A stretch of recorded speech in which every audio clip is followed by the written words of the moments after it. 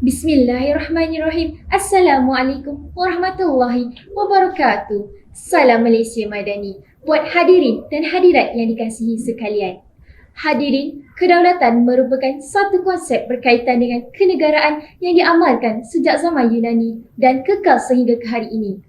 Hadirin, saya Damia Batrisya binti Farizal Effendi serta 4 orang ahli panel akan bersoal jawab mengenai konsep kedaulatan bagi melahirkan sebuah negara yang merdeka. Baiklah, di sebelah kiri hujung saya cukup manis senyumannya iaitu Nur Elisha Shahira. Elisha, awak apa khabar? Baik, awak apa khabar Damia? Alhamdulillah, saya baik-baik saja. Seterusnya, di sebelah kanan saya iaitu Nur Amalina Farizana. Amalina, awak apa khabar? Saya baik-baik saja Damia. Tidak dilupakan juga ahli panel kita yang ketiga iaitu Nasrin Afifah. Nasrin, awak apa khabar? Alhamdulillah, saya sihat-sihat saja. Dan ahli panel kita yang terakhir iaitu Alia Nadirah binti Ali. Alia, awak apa khabar? Alhamdulillah, saya sihat. Terima kasih Damia. Baiklah, soalan yang pertama ini saya ajukan buat Nur Elisha. Elisha, apakah peranan pemerintah dalam mewujudkan kestabilan politik dan kemakmuran ekonomi di negara kita? Baiklah, terima kasih Damia. Assalamualaikum. Remaja kini menjulang nusa, bagai cahaya menyeri pandangan. Malaysia harmoni, aman sentiasa dengan adanya pemimpin sanjungan. Antara peranan pemerintah bagi mewujudkan kestabilan politik dan kemakmuran ekonomi ialah pemerintah perlulah mewujudkan pentadbiran yang cekap supaya negara lebih maju dan tidak ketinggalan. Juga membuka peluang untuk negara menandingi ekonomi negara luar. Peranan seterusnya merupakan peranan terpenting iaitu pemerintah haruslah mengelakkan amalan rasuah kerana ia hanya akan menyumbang kepada kejatuhan ekonomi negara. Bukan itu sahaja, pemerintah juga akan melaksanakan undang-undang negara agar pemerintahan lebih stabil di mana rakyat akan tertakluk kepada undang-undang negara dan keadaan politik negara akan lebih terkawal. Peranan pemerintah yang terakhir yang ingin saya rungkaikan ialah pemerintah perlu memastikan sumber kekayaan negara diagihkan secara adil kepada semua kaum melalui dasar pembangunan ekonomi. Dengan itu, tiada golongan akan keciciran atau dipinggirkan. Itu sahaja jawapan pada saya. Saya serahkan kepada Damia. Terima kasih kepada Nur Elisha. Pemerintah memainkan peranan yang sangat penting bagi kestabilan politik dan kemakmuran ekonomi dapat diwujudkan di negara kita. Amalina, apakah peranan pemerintah dan rakyat dalam mengekalkan perpaduan kaum di negara kita? Terdapat banyak peranan yang dapat dijalankan oleh pemerintah dan juga rakyat bagi mengekalkan perpaduan di negara kita. Antara peranan pemerintah ialah pemerintah perlulah bertanggungjawab menggubal dasar dan undang-undang berkaitan dengan perpaduan. Hal ini demikian kerana perpaduan serta keamanan negara akan lebih terjamin. Selain itu, pemerintah perlulah merangka program-program yang berkaitan dengan perpaduan. Contoh program kemasyarakatan yang berkaitan dengan gotong royong serta sambutan perayaan yang diraikan di negara kita. Peranan rakyat pula ialah rakyat hendaklah menggunakan bahasa Melayu iaitu bahasa kebangsaan kita. Hal ini kerana kita dapat menghayati prinsip rukun negara. Akhir sekali, rakyat digalakkan mengamalkan semangat toleransi dan menghormati sesama kaum.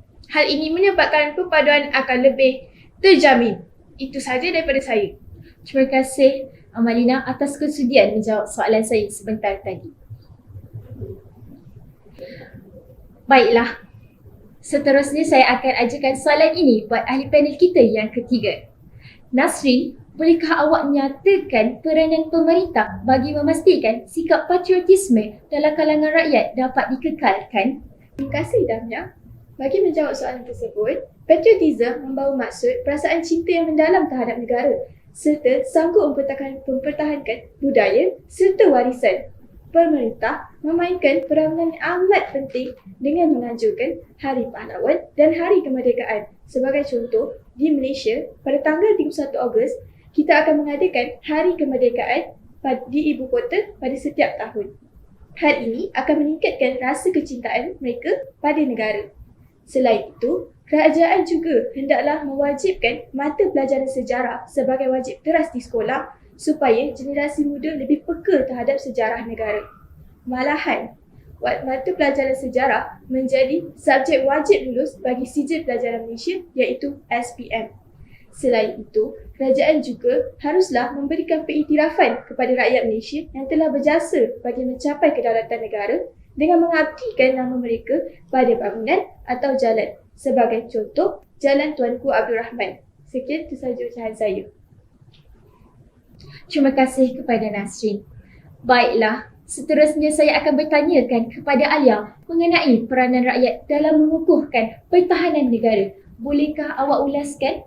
Baiklah Damia, pertahanan negara disebut juga pertahanan nasional adalah segala usaha untuk mempertahankan kedaulatan negara, keutuhan wilayah dan keselamatan segenap bangsa dari ancaman dan gangguan.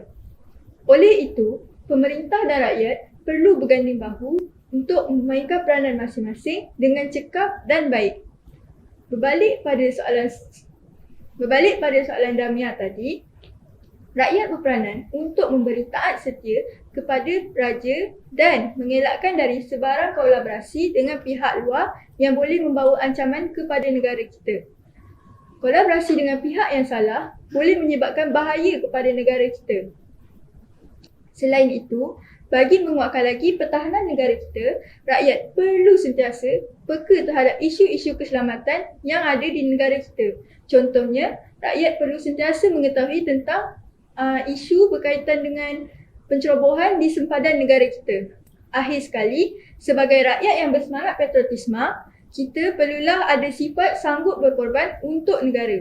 Antara pengorbanan yang boleh disumbangkan kepada negara ialah menyertai pasukan ketenteraan untuk mempertahankan keselamatan negara kita. Saya serahkan kembali kepada Damia. Terima kasih kepada Alia. Elisha, menurut pandangan awak, adakah pemerintah dan rakyat mempunyai peranan yang sama dalam mewujudkan kestabilan politik dan kemakmuran ekonomi? Baiklah, terima kasih Damia. Bagi saya, pemerintah dan rakyat mempunyai peranan yang sama untuk mewujudkan kestabilan politik dan kemakmuran ekonomi. Pemerintah melaksanakan pentadbiran dengan cekap dan menjalankan pelbagai usaha serta program bagi memajukan ekonomi. Rakyat pula memberikan kerjasama sepenuhnya untuk menjayakan semua usaha yang dilakukan oleh pemerintah. Jadi, pemerintah dan rakyat perlulah saling bekerjasama untuk mewujudkan kestabilan politik dan kemakmuran ekonomi. Ini jawapan daripada saya. Terima kasih sekali lagi buat Elisha. Soalan yang berikutnya saya tujukan buat Nur Amalina. Amalina, bolehkah awak terangkan mengenai kepentingan-kepentingan dalam mengekalkan kedaulatan? Terdapat banyak kepentingan yang boleh dilakukan bagi mengekalkan kedaulatan di negara kita. Antaranya ialah negara dapat membentuk semangat nasionalisme dalam kalangan rakyat. Ini akan mengakibatkan negara kita bebas daripada kuasa asing atau penjajah. Justeru, perpaduan negara dapat dikekalkan. Di samping itu, pemberontakan antara kaum atau rakyat dapat dielakkan. Kaum juga dapat bersatu padu mempelajari dan menghormati kepelbagaian budaya di negara kita. Hal ini akan menyebabkan kedaulatan akan lebih terjamin. Akhir sekali, kita juga perlulah memelihara warisan budaya di negara kita. Kemudian, kita beralih kepada Nasrin. Nasrin, semua pihak memainkan peranan yang penting dalam negara, sama ada pemerintah mahupun rakyat, bagi memastikan kedaulatan negara dikekalkan. Nasrin, bolehkah awak terangkan peranan rakyat dalam memupuk semangat patriotisme? Terima kasih Damia. Secara umumnya, rakyat juga merupakan komponen yang penting dalam memupuk semangat patriotisme di Malaysia. Rakyat hendaklah menghormati lambang negara seperti jalur gemilang, jata negara dan lagu negaraku. Hal ini kerana lambang negara merupakan bukti Malaysia ialah negara yang berdaulat dan stabil.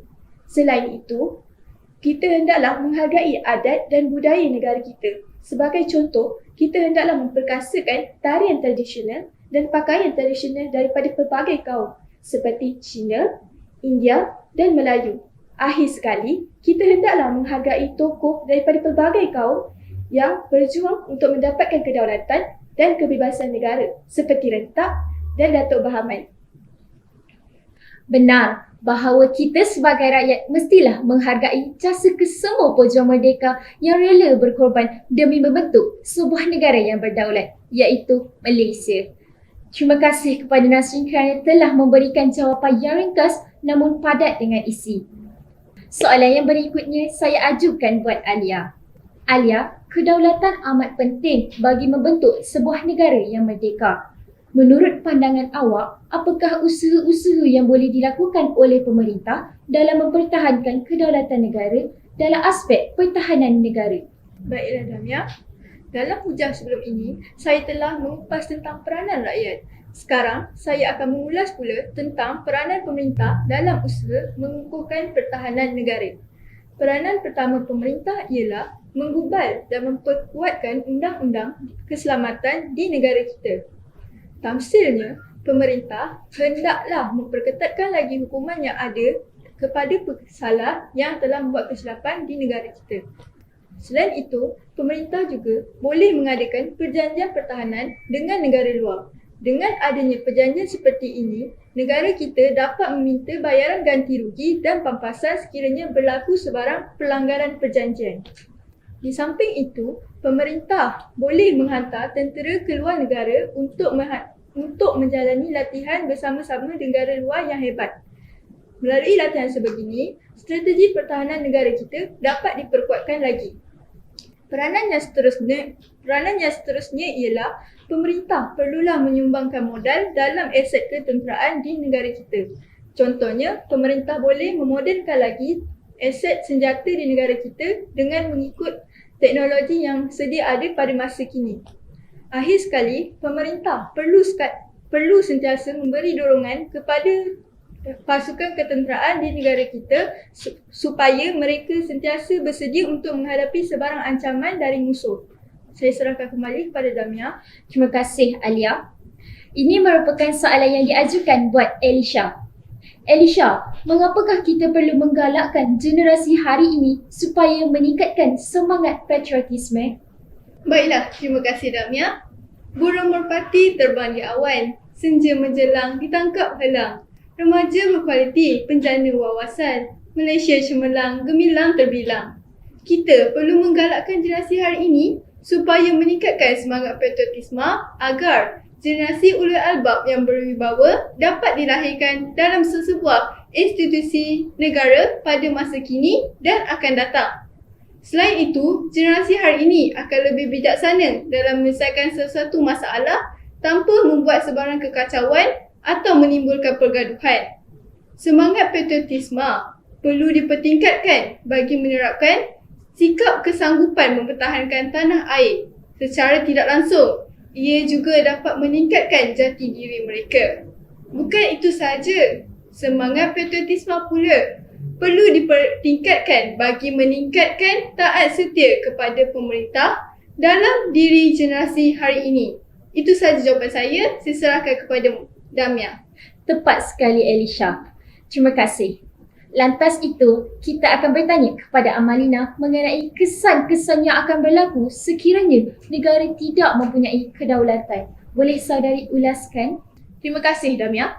Antara kesan yang akan berlaku apabila negara tidak mempunyai kedaulatan ialah ketidakstabilan sistem pemerintahan akan tercetus. Hal ini disebabkan oleh kuasa pemerintahan yang telah bercampur dengan kuasa asing jika kedaulatan tiada. Tambahan lagi, berlakunya keruntuhan ekonomi di negara kita. Pelabur-pelabur asing tidak akan melabur atau menarik semula dagangan mereka di negara kita. Akhir sekali, ketiadaan kedaulatan di negara kita akan menggoyahkan perpaduan kaum di negara kita. Seperti peristiwa hitam yang berlaku pada 13 Mei 1969. Itu sahaja jawapan daripada saya, Damia. Fakta yang begitu menarik yang diberikan oleh Amalina sebentar tadi. Seterusnya, kita beralih kepada Nasrin Afifah. Baiklah Nasrin, semangat patriotisme dalam diri rakyat semakin pudar, terutamanya dalam kalangan remaja. Berdasarkan pernyataan saya ini, bagaimanakah cara untuk memupuk semangat cinta akan negara dalam kalangan remaja? Terima kasih Damia. Burung camat di sawah padi, luka berdarah diikat tali. Jika patriotisme kurang disemadi, mungkin sejarah berulang kembali. Generasi remaja seperti kita semua merupakan generasi yang akan mentadbir dan memartabatkan nama Malaysia supaya nama Malaysia dapat berdiri sama tinggi dan duduk sama rendah dengan negara-negara maju yang lain. Selain itu, pihak kerajaan perlulah mengadakan kempen patriotisme secara berterusan tidak hanya pada hari tertentu sahaja seperti Hari Kebangsaan. Kempen juga hendaklah dilakukan dalam bentuk yang menarik serta sesuai dengan kehendak generasi muda pada zaman kini. Seterusnya, pihak sekolah hendaklah menganjurkan pelbagai aktiviti yang dapat mendedahkan remaja kepada kronologi sejarah negara. Selain itu, media elektronik juga menjadi platform yang terbaik bagi menyuburkan semangat patriotik dengan menyiarkan filem-filem bersejarah seperti Mat Kilau dan Bukit Kepong. Hal ini selari dengan perkembangan teknologi kerana remaja banyak menghabiskan masa dengan telefon bimbit dan televisyen. Itu sahaja ujian saya. Sudah terang lagi bersuluh bahawa perkembangan teknologi amat berguna dalam memartabatkan semangat patriotisme dalam kalangan remaja. Terima kasih buat Nasrin. Soalan yang terakhir ini saya ajukan buat Alia Nadira. Sebagai sebuah negara yang berdaulat, apakah cabaran yang dihadapi oleh Malaysia dalam memantapkan sistem pemerintahan? Baiklah Damia, antara cabaran yang dihadapi oleh Malaysia dalam usaha memantapkan sistem pemerintahan ialah isu perkauman yang sering sekali berlaku dalam kalangan rakyat di negara kita. Terdapat segelintir rakyat yang bersifat narsistik dan sentiasa merendahkan golongan kaum lain. Disebabkan oleh sikap ini, terdapat banyak salah faham yang berlaku dan menyebabkan pertelingkahan berlaku. Kesan daripada ini, rakyat akan berpecah belah dan tidak saling melindungi antara satu sama lain. Selain itu, cabaran yang dihadapi dalam usaha ini adalah penubuhan parti-parti politik yang ekstrim. Penubuhan parti-parti ini boleh menyebabkan banyak salah faham berlaku dan percanggahan pendapat dalam pemerintahan. Hal ini boleh menyebabkan tercetusnya isu dan boleh menimbulkan masalah seperti pemberontakan. Akhir sekali, sikap rakyat yang tidak taat kepada raja-raja Melayu boleh menyebabkan keruntuhan sistem pemerintahan di negara kita. Pada zaman canggih ini, hampir suku rakyat Malaysia yang berfikiran bahawa perintah dari raja adalah satu gurauan yang boleh dipersenda.